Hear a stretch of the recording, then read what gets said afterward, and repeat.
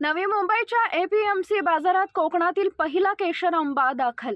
नवी मुंबईच्या एपीएमसी बाजारात कोकणातील पहिला आंबा दाखल झालाय. कोकणातील देवगड येथून केशर आंब्याची पेटी एपीएमसी मार्केटमध्ये दाखल झाली आहे. कोकणातील आंबा हंगामाचा विचार केला तर गेल्या वर्षी शेतकऱ्यांना 90 दिवसांचा हंगाम मिळाला होता.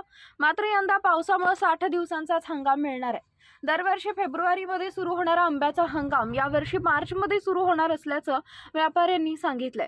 येणाऱ्या 8 ते 10 दिवसात आंब्याच्या अजून पेट्या दाखल होतील. आज दाखल झालेल्या 5 डझनाच्या केशर आंब्याच्या पेटीची किंमत जवळपास 15,000 ते 16,000 आहे, अशी माहिती व्यापाऱ्यांनी दिली आहे.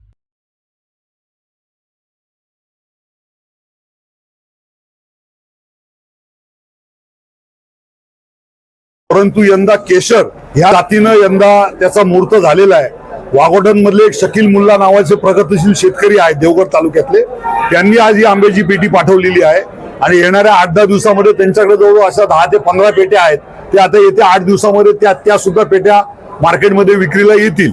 आणि यंदा जर हंगामाचा जर आपण विचार केला यंदा कोकणातल्या हंगामाचा, तर गेल्या वर्षी जवळजवळ 90 दिवस शेतकऱ्यांना हंगाम मिळाला होता, परंतु यंदा तो 60 दिवसाचा हंगाम मिळणार आहे. कारण यंदा पाऊस जवळजवळ नोव्हेंबर महिन्यापर्यंत पाऊस पडत असल्यामुळे यंदा आंब्याचा हंगाम जो आहे तो उशिरा चालू होणार आहे. म्हणजे 15 ते 20 मार्च नंतरच खरा आंबा हंगाम हा सुरू होणार आहे.